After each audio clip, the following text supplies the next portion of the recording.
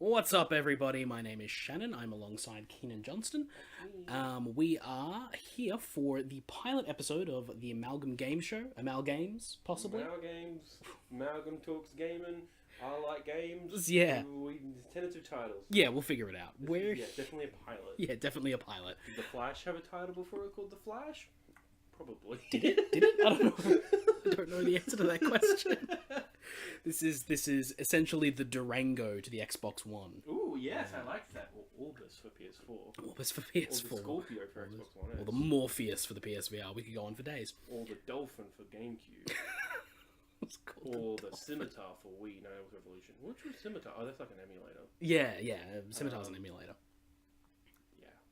Yeah. Yeah. So essentially, this is what this show is going to be. It's going to be us, and occasionally we might get the other members of Amalgam on, but we are going... If they know anything. But essentially, we like games, and we wanted to try and maybe stick our gaming show on a separate part, like doing a bit more of an in-depth look at not just video games that have come out or that we've played, but also just what's happening in the industry, general news hits. We'll see how we go. Also, if you haven't already, check out the Amalgam Show. I'm not sure when we'll be putting this one up as opposed to the Amalgam Show. Don't know about this one, but Amalgam Show will be up on Thursday. Yeah, and so I'm thinking maybe we'll see. We might have some changes to the podcast structure eventually. I think we might want to put the regular podcast earlier in the week and the gaming one later in the week. Maybe something like that. Yeah, sometimes because timing, like Action Comics 1000, our last thing, because we talked about it and it's in the title, came out 22 views. Like, it's done pretty well because we timed it right. Yeah, because it came out the day of. Yeah. But the thing is with War and MCU that Thursday. Yeah, man. Oh, it's gonna be good. It's gonna be good. But that being said, like, gaming news is kind of like general. We don't really need to hit all the time, but we'll see how it goes. I never told you this, but this has been in my head for ages, and I just remembered it. Do you watch Last Week Tonight with John Oliver? Yes, I do. Well, I kind of want the show to be this. Just take the best bit, with just the big topical news of the week and distill it. Because we don't record this on a Sunday. Yeah. I guess we could do something like that. Yeah. We're not doing it daily. Sorry, John Oliver. Well, but you got a good style. Yeah. And we're not ripping off other podcasts, so I'm not as guilty. Yeah, might as well. Actual successful people. But HBO money, though. Yeah, I know, right? God, that guy's living in a lap of luxury. Wish I had his job. He seems to be a bit depressed, though. Because he's British. Yeah, well... He talks about being depressed the same way I do, so I relate. We'll kick it off then. Yeah. Jesus. That's a big tangent. Yeah, big tangent. Turns out tangents aren't just safe for the Amalgam Show. No. We'll kick it off with... We'll start with your story. Okay. The Anthem Bioware EA stuff. Yes. I didn't know... about this a little bit, because I keep up with a lot of news, and this one didn't seem to come up on my radar. Okay. But Anthem's getting a story? Well, I always assume Anthem was always getting a story, whether it's as thin as Division or Destiny. Well, Destiny seems to be better now, but that kind of thinness. I don't play those games, but Anthem has always been built as a games with service, and because of the royal fuck up of Andromeda, Casey Hudson has come back, but not because of that. I phrase that sentence badly, but he's come back and said, "Hey, we messed up Andromeda. We want to make Anthem to be the we want it to be what you know Bioware to be." It seems they want to redeem themselves after Andromeda, and it seems like it might be. I mean, given what they showed at E3 last year, it's like the best Iron Man game. Yeah, but I'm gonna go tangent because I have thoughts about superheroes lately. Yeah, okay. Superheroes in video games. Save that for the podcast next week. Or next show. At this point, given what they showed us, it seems like it might be a pretty big diversion to then jam a giant story in there. Because it seemed like it was pretty focused on being like a loot-driven multiplayer experience. I think. Have you played Borderlands 2? Yes. Is there a good story in that, or just a good, solid story? Because I know a lot of people love that game. I haven't played it because I didn't have friends. There is a story. I think the strength of Borderlands has never been its story and more its characters. Okay. It has a cast of amazing characters from top to bottom that depending on who you are, you either love or hate. Yeah. And it is that combination of things. Like, in Borderlands 1, the best thing about it wasn't even in the original game. It was a DLC, or an expansion at the time. Yeah. That was an add-on that was like an extra 20 hours of content or something. Jesus. And it was really, really good, because it was in the age of, like, DLCs weren't just like little bite-sized chunks. It was like, oh no, we're doing a DLC, so it's going to cost you like $20. So here's like an expansion, like an all-day expansion. Yeah. So it was like a decent chunk of content, and it was I can't remember his name now. But there was a general, and you were running around his base and doing stuff in there, and as you were doing things, you would overhear him on the radio, and he'd be saying funny stuff like, "God, I hate everything, and I want to kill myself," and like he was just a really depressed general of this huge army who had like amassed all this wealth and stuff. But that was always its strength. It was never the story, because the story in games that focus on multiple people is hard when you're focusing on the idea of more than one person playing this at a time. Yeah. And that's the trap that Destiny falls into. Like, it's got a lot of lore and a lot of world building, but it ain't got bugger all story. Like, that story is just dog shit. Even Destiny 2? Destiny 2 is fine, but it's better, but it feels more small scale. Yeah. It's definitely like probably how they were able to crack it a little bit even. Yeah, maybe. So yeah, it's just interesting that like Anthem's going to be what it is, and like we still don't know what that is, and like they want to. Like, for me, I am cool with whatever Bioware does. Like if they make it if they make the Division for Bioware, I'm gonna play that because it looks cool. The mechanics look good, and I did want to play Division. I just didn't have like none of my friends had PS4 at the time. Yeah, I have a feeling a couple of my friends are gonna have PS4. And I'm gonna have decent internet, hopefully by the time that comes out. Yeah. So I'm probably more likely to play it if it actually has an actual story to it. Even if it's not thin, but just a bit better. Yeah. Maybe it'll be all the more attractive. Whereas I know my housemate and a bunch of like our friends on that side of my friend group is they're super diehard single player Bioware fans. And they love Mass Effect trilogy and Dragon Age trilogy, and even Mass Effect Andromeda to a certain extent. Those are single player, and one then sort of like multiplayer phobic. Like I totally understand that. Same. I am not phobic. I'm just like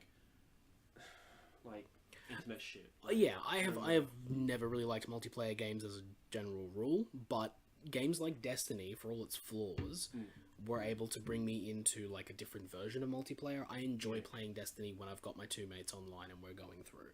I enjoy playing co-op multiplayer games more than I play competitive ones. I even jumped into the competitive Destiny scene for a bit because working with the story and working through that with a couple of my mates, I started to get a real feel for the mechanics to the point where I felt confident.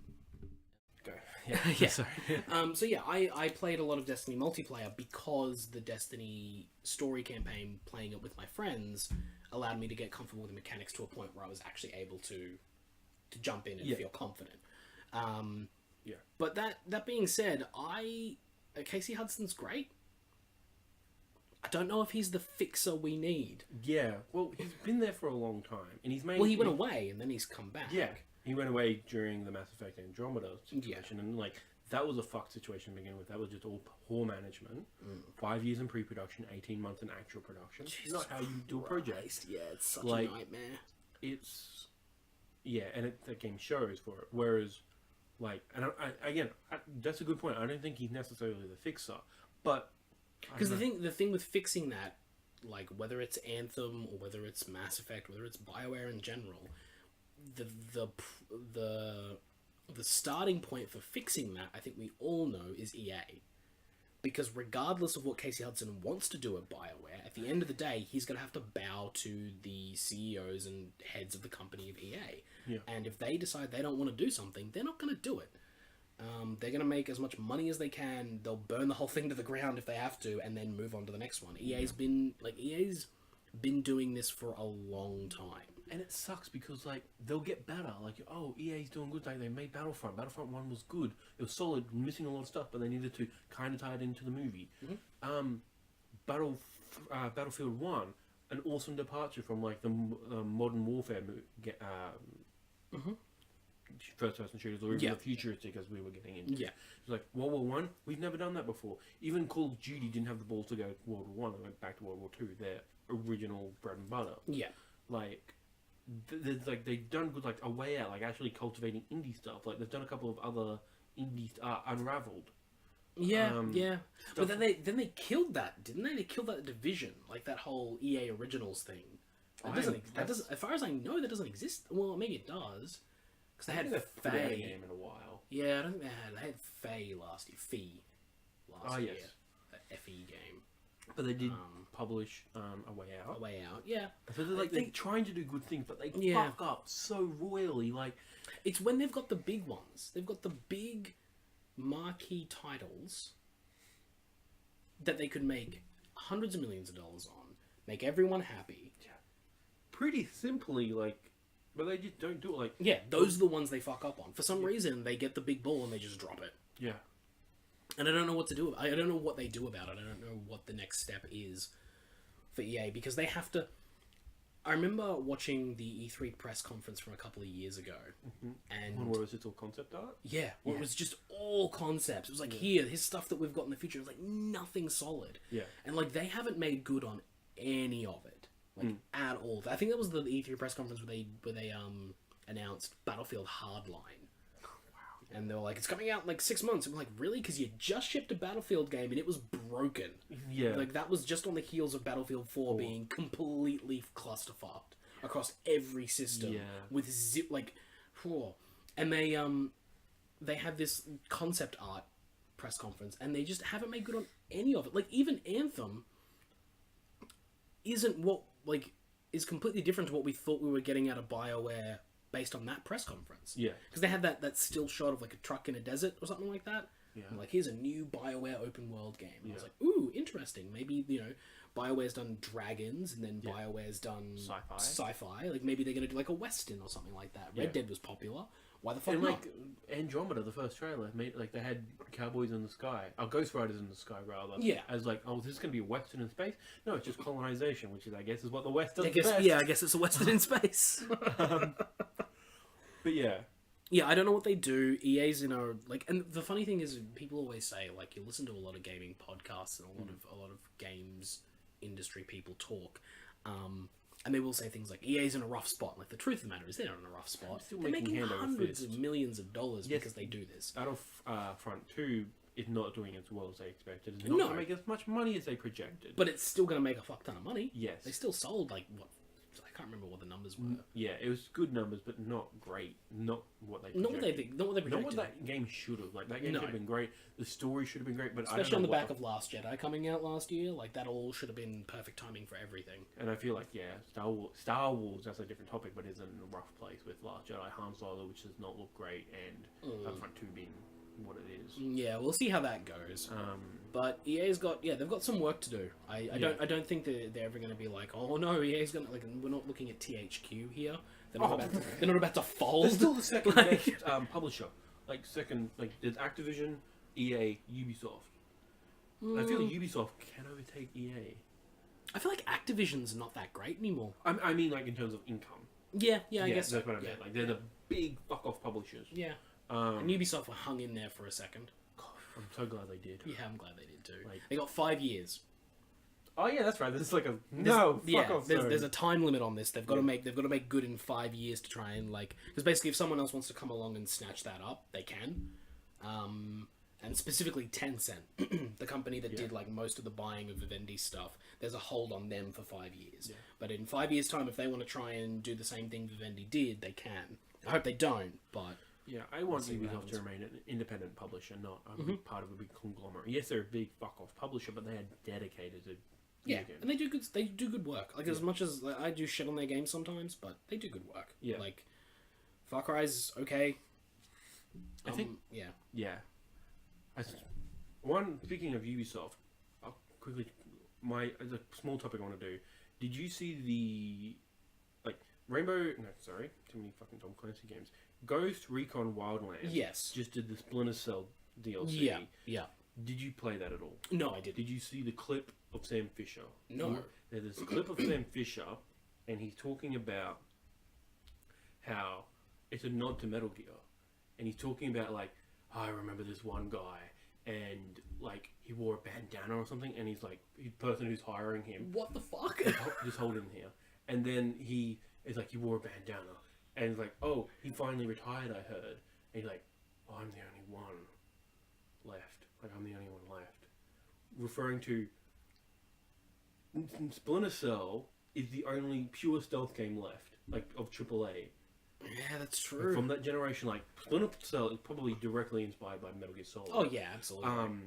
Yeah, it's the only one, like, we don't have the other guy from Siphon Filter. Yeah. Gabe Newell, not Gabe Newell. Gabe someone or other. Yeah.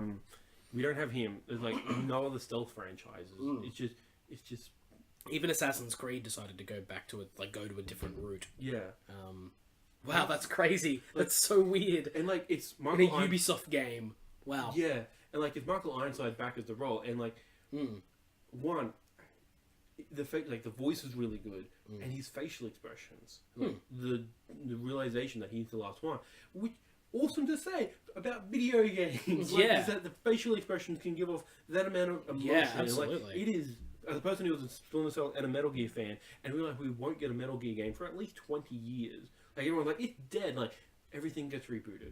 It's like Ragnarok. Everything repeats. Like, everything repeats, but in terms of Metal Gear, I don't think we're ever going to get a Metal Gear game again because Hideo Kojima will not be... it won't be Metal working Gear. Unless the next gen people who admire those games come up and are able to replicate. Like, we've seen a couple of, like... But the thing is, replicating something like that is so difficult because it is such... It's its own wacky, weird, crazy world that he's developed with, very, love and care over so much time. I think I think Metal Gear in terms of a franchise might be dead for a while. Yeah. Maybe you see a reboot. I don't think the reboot's ever going to live up to... I think there'll be a remake. Some people think that Blue Point is working on the remake. Great. Fantastic. Of Solid. Still, like, Solid is a really good game. It is a really good game, but, like, it is of a time and place, and it is also, like I said, it is peppered with Hideo Kojima's craziness. Yeah. And his, like, avant-garde game maker style stuff. Like, the thing is, if Blue Point releases a remake of Metal Gear Solid... And I mean from a ground remake, like even so, like, one of the reasons Metal Gear was so crazy is because it did such weird things with the controllers. Like, the way the control scheme worked and them trying to come up with a way of doing that style of control, that level of control in an era where game control was still nascent, really. Yeah. Trying to figure out what the hell we're doing with 2 analog sticks. Yeah, well, they didn't even have that on it. No, it was original PlayStation, so it was, before the DualShock was invented. Yeah. But you could, I know. You go back and you get that. So we're still trying to figure out what this is. I think if they were to do that, that does two things. One, I think unless they do if they do a radical overhaul of the control system, it won't be Metal Gear. And then at the same time, if they don't do a radical overhaul of the control system from Metal Gear 1, people won't give a shit. Modern game players won't play that game because it's a fucking nightmare to play. Like, it's really difficult. It was, for me, it was great because it was the first stealth game I played, so I never did any stealthing in video games before that. So for me, it was good to go back to that because I played that in 2011. Oh, it would have been 2012. That game was a 10 out of 10 for me. Like, that game was fucking brilliant and, like, fucking old by then. But I think it depends on, like, what you mean by controls. Like, Metal Gear Twin Snakes fucked up because they introduced first person mode. I think I think the button layout doesn't necessarily need to be the same. If it's just you're doing the same thing, like crouching and like doing all those things, like 2D perspective, you can't go first person. Yeah. I think the other thing that I think is like an unintended side effect is that if they do re-release a Metal Gear Solid remake, all that is a giant advertisement for Death Stranding. Inadvertently. And Konami probably doesn't want that. Exactly, because they'll literally... It literally is just, hey, you like this crazy, wacky shit? Yeah. There's a guy at another company that we let go that is doing this 10 times crazier, 10 times better, running on an engine that looks fucking incredible. And by the way, his game's releasing sometime soon. Like, it's probably going to be another couple of years. It's but like, PS5 game at this rate. Yeah, at this rate. But if they do that, that's all that is. It's an advertisement for Kojima of like, because I think you can see it in Metal Gear Solid 5, is that it's not quite Metal Gear Solid. It feels a little bit less bonkers than the other 4. I think that's because there's no story, and like Konami fucked that up. Just like I don't know. What I think that's there. because of the Kojima thing. I think his removal, because it seemed like, and again, Kojima's this like evil corporation with like concrete walls. Sorry, Konami is a evil corporation with all the stuff. So we don't know anything about what's really going on. Yeah. But it felt like Kojima may have been a little bit hands off or pulled back or whatever, and he was basically removed from part of the game, and he did the sabbatical. Like, it's all weird, and I feel like that Metal Gear Solid 5 is Metal Gear Solid without Kojima, and you can feel it because it's a little bit soulless. Like, it's missing that story thing that he does. Yeah, there's enough. I think there's enough tiny things. Like, have you finished it? Yeah. I'm going to spoil it, and I'm going to give spoilers for this because it's about to come to Xbox Live Gold, Games for Gold. But the end of it is you're not Snake. Yeah. And like, one, makes that good, like, that makes sense in the narrative Metal Gear universe, and two, cool, crazy plot twist. But it didn't feel, it was just a little bit weird that, like, it's not. It felt like it's just a bit weird, but like, it's enough. That was a Kojima thing. And like, there's a couple of other Kojima things that, like, okay, it is Metal Gear, but like, is it just? Yes, it's missing that soul, that extra bit of Kojima that he like sprinkles in every game. But that gameplay, like, Metal Gear has always been great gameplay. That is fucking. Yeah, it's phenomenal. But that's what I'm saying is that without Hideo Kojima, that's what Metal Gear is. It's fantastic gameplay and fantastic like fun things to do in an open, like in a stealth setting. But it's the craziness of the story that makes a Metal Gear Solid game a Metal Gear Solid game. Yeah. And I think removing him, just doesn't quite... Yeah. Speaking of removing things, Call of Duty Black Ops 4.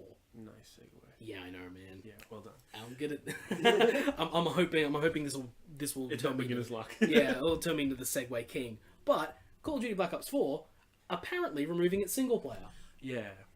I'm looking at Reset Era, and apparently, like, Code Blocks 3 didn't have single player. Or like, no, it did. It did? It did. Okay, so Call of Duty Black Ops 3 had full campaign, full multiplayer. And zombies. The thing was, it was released over generations. So the PS3 and 360 version, they don't have the single player. I forgot Blast was still an old gen. And that's that's 3 games ago now. But yeah, it's not that long ago, but it's long ago that you like forget that. But 2015, that's the when reason. we were segueing out of that. But Activision, like, no, there's still 70 million units. Exactly. Yeah. So they released it on PS3 and 360, and that version of the game had the single player removed. That must have been it was just the multiplayer and the zombies. Talking about then. So yeah, okay, that makes sense. This makes me think that version of the game must have done okay. Must have without single player. Yeah, and also there was a huge install base. The other part of the report was that they've been working on it, and for whatever reason, it's just not coming together. The single player. Yeah. And like, so like, scrap it, Battle Royale. Yeah. So I saw that as well. That like, there was a single player that they're working on, but it was just not going to hit the October deadline. Because that's the other weird thing. Yeah. Is that they're releasing in October this year instead of November. Because they're fucking scared of Red Dead too. Which is the weird thing to be scared But why are you releasing in October then? Because it's in November. Like, no, Red Dead's in October. No, Red Dead's in November. Isn't it? I'm pretty sure. I'm going to check it now. I'm pretty sure Red Dead is October 26th. That sounds right. Probably... Yeah, check it. Red Dead. Check it. We have the technology. Check it. But it's just yeah, it is 26. So why would you release in October? Because you're getting in the way of it. My thought would be like, hell yeah, release a week after Red Dead. People can have their cowboy shooter, and then they probably like they don't want to be after it because They want to be after it because that's all people are going to be buying. Because like that's it's not going to be traditional video games where it peaks when it's launch day and then it goes full time from there. It's going to have the GTA 5 thing of that it just steamrolls and becomes the greatest entertainment system of entertainment property of all time. That is a whole topic on its own. Where I think we were going to do that last week. We were going to get it, but that's a whole thing on its own. Where I actually don't like. I think Red Dead will. Don't get me wrong. I think Red Dead's going to do fucking amazing. Yeah, it's going to be incredible. I don't think it's going to do the same numbers as GTA. Not going to do GTA. I don't think it will do that. No, because I think the thing that people sort of forget about it is that the thing that makes GTA fun for a lot of people, and the reason they keep playing it, is the open world hijinks you do in the online stuff. Now, I'm assuming Red Dead's going to have an online thing. Red Dead Redemption 1 had an online. Yeah, but you are doing horse and cart. Yeah. No, I'm saying it's basic. It has a good community. Yeah. It's probably real, well, maybe not even really dying. Like, people still play GTA 4 online. Yeah, absolutely. Like, but what I'm saying is that, like, I don't think the hijinks you can get up to in the world of cowboys is as fun as the hijinks you can get up to in the modern day world with cars and airplanes and jet skis and boats and all that also, shit. GTA 5 isn't much, like, your mum knows about GTA 5. Yeah. Like, it is Grand Theft Auto in general. Yeah. Whereas Red Dead, you can... A lot of people probably never heard of it. I can probably talk to Nathaniel's girlfriend. She'd be like, I think I've heard of that game. I mean, most people don't even know there was a first one. Yeah, that's the thing. Like, Red Dead Revolver might as well not exist. Yeah, like, that's the thing. Like, a lot of people call this Red Dead 2. I'm like, it's really Red Dead 3. It's Red Dead 3, but it is Red Dead Redemption 2. And I'm okay, but when people just say Red Dead 2, I'm like, I know what you're talking about. But just weird OCD. I'm like, I know no one knows about Revolver. It's just, I mean, even then, it's more like Red Dead 1.5, because it's a prequel. 1.5. It's a prequel. Oh, wait. Yeah, 2. Prequel to... 2 is a prequel to 1. It takes place before. Yes, before Red Dead Redemption. Yeah. But after Red Dead Revolver. Yeah. Assumedly. I don't know where Red Dead Revolver goes. I never played it. No one's played it. No one's played sold that 10 game. copies and Rockstar had the IP like, oh, let's give it to Rockstar. that fucking Who game. does that one? What? Red Dead. Who does... Like, I want to say San Antonio, but that doesn't sound right. It's not core Rockstar. There's the two teams. The Red Dead. Yeah. It's Red Rockstar. It's Rockstar San Francisco, isn't it? I'm not sure. Double check. It's got the page up now. But you know, oh no, it's skitzing out on me. No. But yeah, no. But you know. But yeah, they're releasing in a weird window. Yeah. They're doing multiplayer only, which now that I realise that they're releasing in the Red Dead window, that actually does start to make sense. Yeah. Because if Call of Duty is a multiplayer focused game and Red Dead is a single player open world game at its core, but with an online as well, that will mean that if people want to play their multiplayer game, they can. And Call of Duty's always been that way of like it's a get in, get out. Like you jump in, you play a few matches, you jump out. Yeah. Whereas Red Dead, you jump in, you spend 3 years in that world, and then you jump out. Yeah. I also like how here on the notes that you've got the Black Ops 1, 2, 3, 4, like they did because they're idiots. One of the have you heard of Brian Altano? Yeah, heard of. Yeah.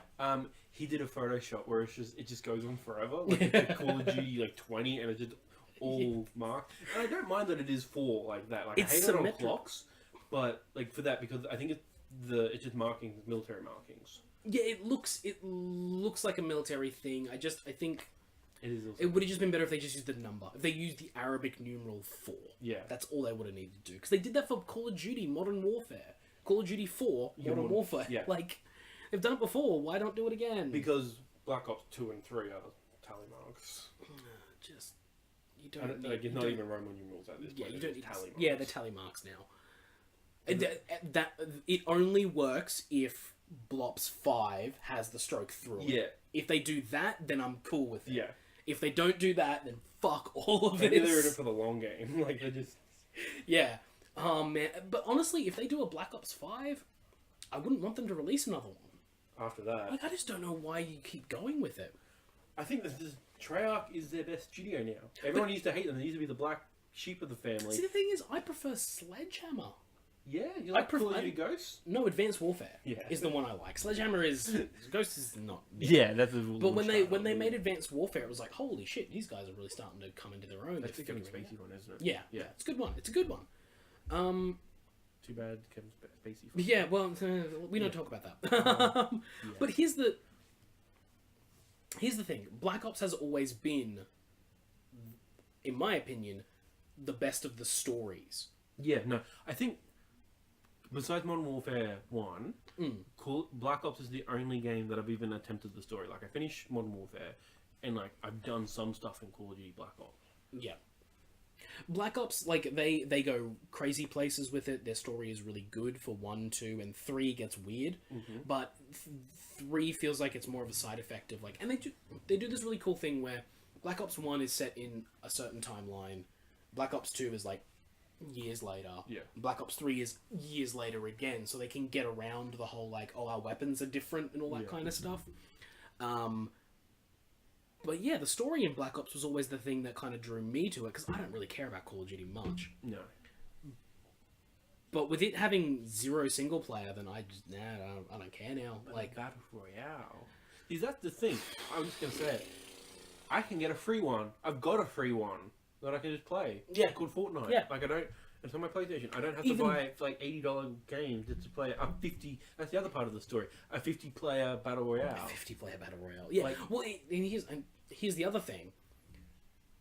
Call of Duty Black Ops 4 will launch at full price. Oh yeah. It will be a here in Australia, it'll be $100 game. Yeah. That will launch at full price. Even if you wanted to spend money on a battle royale game, PUBG is like $30. Yeah. And that's broken, but like... I mean, it's broken, but it's still playable. I'm not saying like it's broken, it's like Bethesda broken. Sort of thing. Yeah. Like, broken in a fun way. yeah. A good technical issue, as one say. Whereas Fortnite runs flawlessly. Well, not Well, flawless. it's runs still... with minimal flaws. Yeah. It runs. You know, it Yeah. runs well. It does its job. It does what it says on the box. And the iOS version and the... And here's the console other version crazy does thing about it. PUBG, in the recent month or two, did a test mode with, I think it was 24 players, smaller map, respawns. It was essentially a Call of Duty game. Yeah. Like, it just came full circle again, because Yeah. people got sick and tired of the dying and not coming back into the game and having to wait. And that was always going to be how it was going to go. Fortnite's got its building stuff, so it's going to have a longer tail on it. And Fortnite is so much quicker to die, get back into the game. Yeah. PUBG is very slow. The thing about Call of Duty was, and this is what worries me about it. Not worries me. I don't care. Activision's making millions. Who gives a shit? But if you're looking at it from a perspective of someone who loves Call of Duty games, Call of Duty used to be the standard bearer. They used to be the ones that were like, okay, they made the best World War II shooters out there. Then they went, okay, let's do modern military, and they fucking nailed it. Then they went and like overhauled their multiplayer system, and they fucking nailed it. Yeah. Then they went and did zombies, and people love it. And like they were the standard bearer for multiplayer games. Now they're playing catch up. Because there is no reason for them to do this mode if they are still the number one in the industry. Yeah. And they do this because when you are number one, you don't think about number two. Yeah. You don't give a shit. But they, at least to themselves, must not feel like they are now capturing the big thing in the industry, because there are 2, possibly 3, because there was that, what's that new one called? I know who it's from. It's from Cliff Blazinski's new game. Yeah. The makers of Lawbreakers. Yeah. And they... Rip. Oh man, did you see the report that when that game shut down, it had 9 players on Steam? That's tragic. It is tragic. No, Like, Cliffy B's a good director. Like, he made the Gears of War trilogy. Yeah. But you know, it's just sad. Evolve had more the new players. game that launched, for the life of me, don't remember what it's called, but it came out the day that Fortnite servers were bugged. Oh wow. So it got an influx of players because of that. Yeah. And I was like, and apparently Something put out a high. tweet. Something Cliffy B put out a tweet. It was just like, hey, Epic, can you stop poaching my developers? Oh. Like people like that are like trying to take away from this new indie dev. Wow. Yeah, that's effed up. Yeah. But yeah, I think it's weird.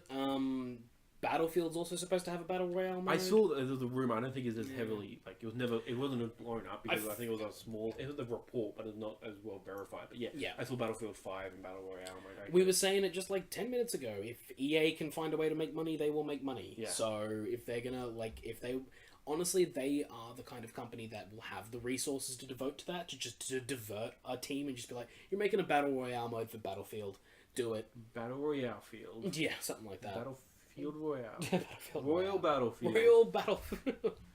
It's such a nightmare. Yeah. I think. Oh, there's another point. And then Ubisoft is probably going to do probably in Division 2. I don't know about that. Yeah. Ubisoft has shown, specifically over the last couple of years, that they are willing to buck the trend. Because a lot of different game developers over the last, let's say, 2 to 3 years have really dug deep into microtransactions. Ubisoft has gone sort of like... There's still microtransactions in their games, but ever since the Unity fuck-up, they've kind of gone a different way about it. So they still have a season pass, and there's still DLC and all that kind of stuff. But they're supporting their games really well. Like Rainbow Six Siege came out and flopped. And we all thought that was going to die. Yeah, we thought, that was it. And like... No, it's one of the biggest... It's on season 3 or something. Yeah, it's on season 3 this year. It surprisingly has like a really big dedicated fan base. And it's got bigger. Like games don't... AAA games like that don't get bigger. Yeah, because they have shown that they are willing to put out the content. Like a lot of people don't know about it, but they still put out they put out full season of DLC for Watch Dogs 2, a full season of DLC for Assassin's Creed Origins. They are doing a second season of DLC for Ghost Recon Wildlands. Yeah. Like they have shown that that's the way they're going to go about it, is supporting their games. They're doing I think they're doing a second season of For Honor. Yes, I do believe so. And that game was like a flop as well. But that thing still has a dedicated fan base, and they're showing that that's the way they're going about it. I don't think Ubisoft will jump on the... They might put a mode into Ghost Recon. That seems like the game that would need it. Ghost Recon makes more sense. I have a feeling it is going to be Division 2. But that's hard because... Again, like that's a mode that they can put into the Dark Zone. Yeah. Because the Dark Zone was... Honestly, what PUBG is and feels like is what the Dark Zone was supposed to be. Yeah. Tense. There's a bunch of people. I'm all alone. If I die, I'm dead. That's it. Yeah. That's what the Dark Zone should be. And so if they do it in there, I'm okay with that. Because the Dark Zone also is like a moving temporary thing. Like you can shuffle and change. So if they do that, that's fine. But I don't think Ubisoft is going to like shove a Battle Royale mode in like Far Cry or... Oh, not Far Cry. Or Assassin's Creed or anything like that. Assassin's Creed Battle Royale. Did you play the Brotherhood multiplayer? I did. Yeah, I'm just expecting that for just 100 people. I played did Black Flag have multiplayer? Did. I stopped playing after 3. Like the multiplayer. I played Black Flag multiplayer. I like the idea. I think there's a couple of indie games that are probably better at it than Ubisoft was. I just remember the existence of. I didn't even remember the name of it. But what the Black Flag spin-off. Remember how the Ubisoft making a ship game? Oh, Skull and Bones. Skull and Bones. Skull and Bones. That's a bad name. It is a bad name. We used to call it Assassin's Creed 4 too. Like, that's what Rogue is, but like... Yeah. No, that was them going, you like ships. Here's some motherfucking ships. And like, it's not even good ships. You are the ship. I don't want to be... We're going to get that again at E3. We are. Even our own Skull and Bones. You know what we're not going to get? Steep 2. No, Beyond Good and Evil 2. Oh, yeah. That's stupid. They ended the press conference with that. As like, here we go. And then they were like, this is early development. Yeah. Oh. They pulled the Sony. They were showing a tech demo. Yeah. To be fair to Sony, they announced a project... The Final Fantasy VII remake they announced on behalf of Square Enix. That's a Square. That's a Square fuck fuck up. up. I'm referring to Shenmue. Yeah. They announced the Kickstarter. Yeah. But they didn't show anything. Yeah, that's a good start. Like they were just like, we're gonna do a Kickstarter. If you want it, you pay for it yourselves. Yeah. Is basically what Sony said. I don't know if anyone paid for it. Like, as far as I know, that game is still being developed. Apparently. Yeah. They're putting out a Shenmue HD collection. Yeah, on all platforms. I saw that. I just don't know what the deal Sony, is with like the biggest mark is Last Guardian, which took forever to come out. The other things is like we're announcing dates. Everything they did got delayed. That's why now they're like super cagey. Like that's why God of War didn't get a release date till like a couple of months ago. Yeah, good. Yeah, I'm glad that they've done that. That they've gone the way of like, no, we're going to give it a release. Like we're going to show you a trailer when we've got something. Yeah, which is why I like what they're doing with Last of Us. Like everyone's a little bit like, oh my God, Last of Us is going to be like 10 years away, and I actually don't. A lot of people think it's a 2018 game. I think it's a 2019. I think they're aiming for 2019. I think it'll be 2020. It'll be what the PS3 is, because the rumors are 2020 is the next gen. It'll be middle of 2020 is Last of Us to part 2, and that fall is when the next gen console. Yeah, comes out. I could see that. And that's how PS3 did. PS3 I can see that. It depends. I think it depends on how much Sony is putting on Ben Studios' Days Gone. If they think that's in fall next. No, it's spring next year. That's what I'm saying. If they think that's going to be their big single party, because the last few years they've had Uncharted, Horizon, God of War. Yeah. If they think Days Gone is going to be the next one in that set, then they will let Last of Us sit. If they think Days Gone might not hit that, or might not be as good as those ones, they might push Last of Us to get into the next year slot. And it's hard because like Naughty Dog is so like almost independent. Almost. And it's like I don't see Sony interfering. Like they don't really interfere. No, they put in producers to make sure the game happens. No, but they would have someone being there like, hey, do you think you could do this? And they'd be like, probably not. They'd be like, oh, okay. Yeah. Like I think that'd be the extent of the conversation. Yeah. But what were we saying? God of War. Sony having games that are too far out.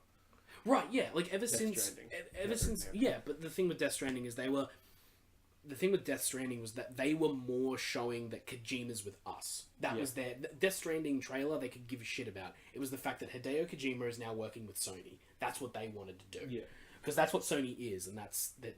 For the last 2 years, they've done nothing but show it. Sony is pomp and circumstance.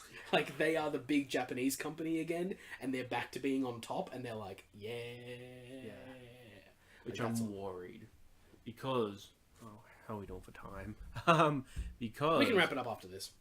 Oh yeah, we're getting into about an hour. Yeah, but my thing is that Microsoft are doing really well. Like not in terms of numbers, but in terms of like garnering a fandom. Yes, getting the hearts and minds. Like, yeah, they're doing Game Pass, which is probably the most brilliant thing. I'm not sure if there's a rumor that like people think that. Okay, I have a differing opinion on Game Pass. You're not a fan of it. I'm not a fan of it. Why is that?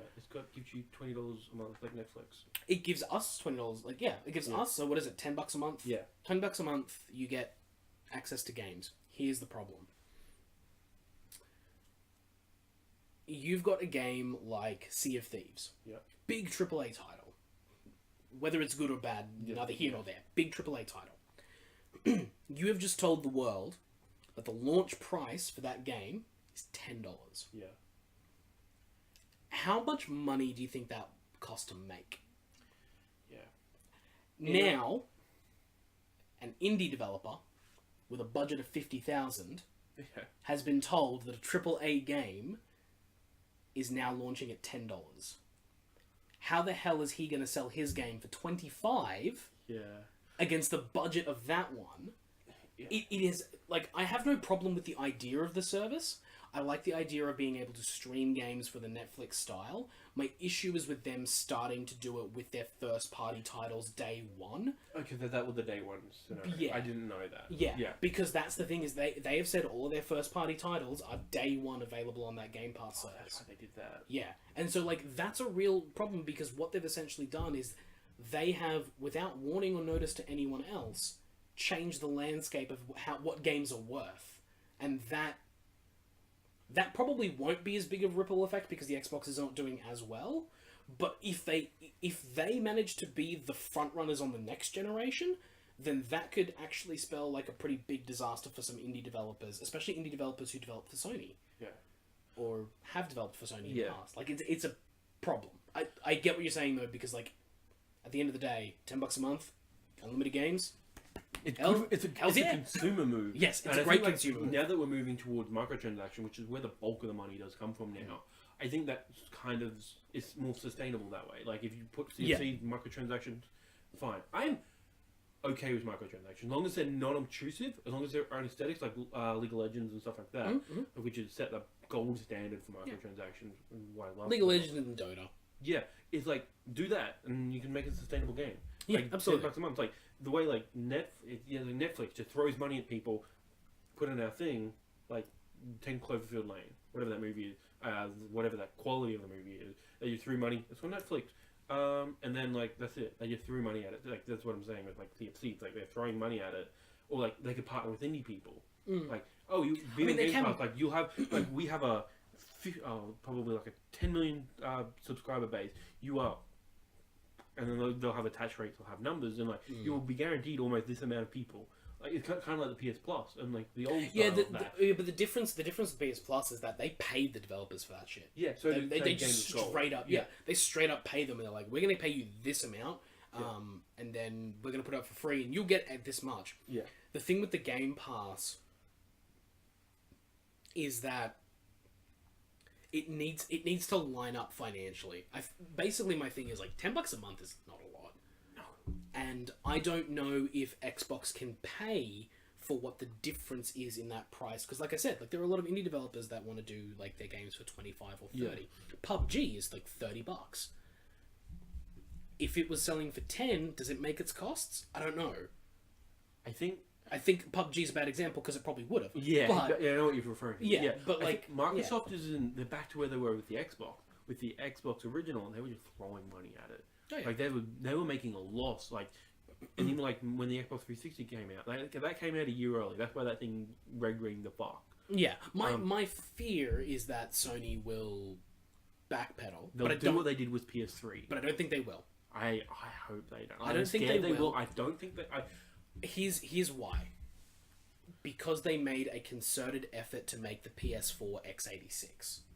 Oh, if it continued to be x86.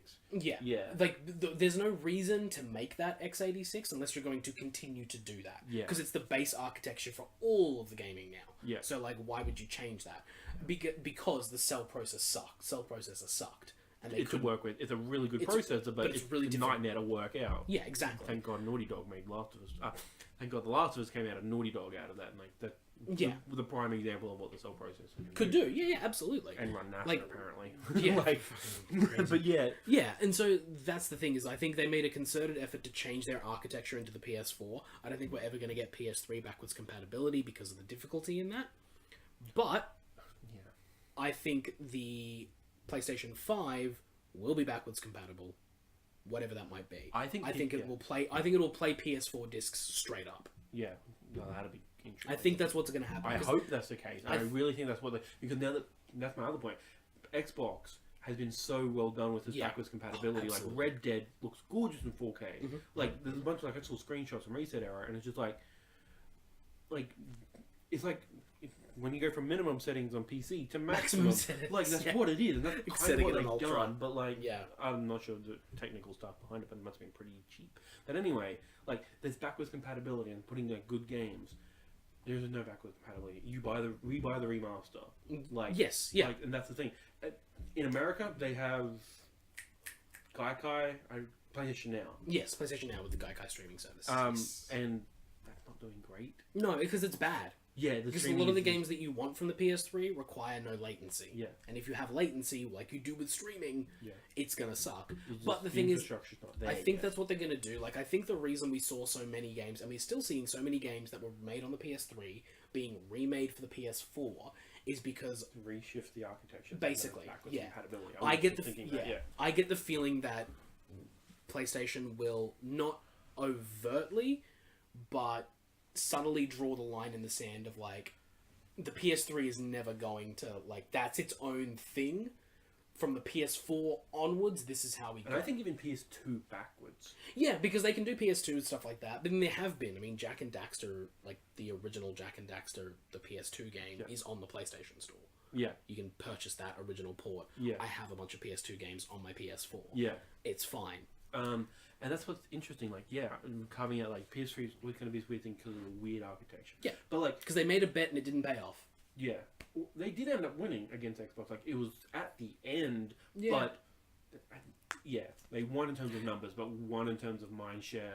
And No, it took the Xbox. I mean, basically, Xbox then took the position of Sony, sat on top of the gaming world, and went, "We can do whatever we want," and then just fucked themselves, like right into the ground. And Sony just took that. And now went, Phil Spencer's doing his best. He's doing his damnedest. I like Phil Spencer. I hope he can dig the Xbox out of its hole. Yeah, they're in reverse position, and I'm wondering. Yeah, because how it is going to go. Unfortunately, as much as there was a bunch of hype for it, the Xbox One X has not really. No, I think it's doing what they probably projected. It's doing okay. They were happy with the sales, but I haven't seen anything. Microsoft doesn't talk about sales because it's the same thing Sony did. Sony didn't talk about sales. But they did say like a couple of months after its launch that it was doing better than they expected. Yeah. So the sales wise, they're doing fine that way, but they don't have the exclusives to back it up. They still don't have the exclusives to back it up. Anyway, we've gone a little bit long-winded. Yeah, I think good pilot. Yeah. People are kind of hoping for whatever the next Xbox is, they repeat what they did with Xbox original and launch with Halo. Because it's kind of. I don't see it. I see a Halo announcement this year. You do? Yeah. It's been 3 years. Really? Yeah. 2015. Are they on a 3-year? That was what they were on. 2012 was the Halo 4. Yeah. And 2009 was Halo 3. I'm pretty sure, or Halo Reach. Reach was 11. Reach was 11. And then, yeah. So then it must have been 09. 08, 09 was Halo 3, I'm pretty sure. Yeah. Or, yes. But yeah, anyway. So yeah. Yeah. They've been on a 3-year cycle. And, like, honestly, they don't do the long tail on Halo. They kind of launch Halo and then they let it sit. I think the argument that I was making is repeating someone else, which is basically everything I say. But because I like his opinion, I'm like, oh yeah, they sit well with me. Yeah. It's what if Gears and or Halo does what God of War did, is that it's a reboot, but like reboot in terms of mechanics and like storytelling, and then if God of War 2018, but for Halo, so Halo 2020 came out, and it's just called Halo. You could call it Halo because there's never been a game called Halo. I think 343 is not that kind of studio. No, I think they are probably hell bent on finishing their story first. Oh, yeah, they have a trilogy or something. Yeah, they'll want to do Halo 6, whatever that is going to be called, and then you might get a reboot, but you will get a Halo 6 first. Yeah, because they want to finish the story. Yeah, and basically because Halo 5 ends on a cliffhanger. Like Halo 2, basically. Fuck. Right. Exactly. Yeah, Halo 4, 5, and 6 will mirror Halo 1, 2, and 3, including consoles. That's interesting. Mm-hmm. Huh. Oh, not quite. Don't matter. Anyway. No, I guess if they do a bunch of 4K upgrades, you could count the X. Anyway, that's been our gaming show for this week. We went a wide range of topics, all over the shop. Yeah. I feel like we got our gaming chat off, and probably the next time we do this, we'll probably be more focused on the news stories. But also, it's been a bit of a slow week with a couple of things coming out. And I don't mind, like, for this, I don't mind going into, like, random different tangents. Because, it's like, what I kind of want to do is display my gaming knowledge, plus also get into, like, nerdy stuff that, like, Nathaniel and Dean don't necessarily understand. Because it's like, I've been following the gaming industry since 2011. That's 7 years of keeping track of this. Yeah, and I've been pretty much on track of it. I listen to the back catalogs of podcasts, so I have, for me, probably since 2010, because I remember hearing a lot about 3D gaming when that was dead. Like, what is 3D gaming? Oh, what Uncharted 3? 3D gaming. God, that was a thing. And that was a thing for a hot minute. Yeah. That was a thing for a hot minute. Yeah. It's pretty much Avatar came out, and everyone went, this is a really good idea, and then the games industry went, we should do that. Didn't work. But if you have listened to this, thank you very much. Be sure to hit that like button, hit the subscribe button, hit the bell for notifications, and keep adding extra things you got to do. It's crazy. Like you should just I don't know. There should be one button for all. Check out the Amalgam Show as well. You can hear on that show. You get a lot more on the opinions of myself and Keena on God of War, the PS4 release this year. It's fantastic. You'll get a lot more in depth there. And we hope to do a spoiler cast with that next week if Shannon Yes. finishes it. I'm not going to pressure you if you don't try and. How about this? We will do a spoiler cast once I finish it. Yep. We'll go with that. I need someone to talk about this. I don't know. I really want to. All right, cool. Thank you guys for hanging out. We will see you next time. All right. Bye. Bye.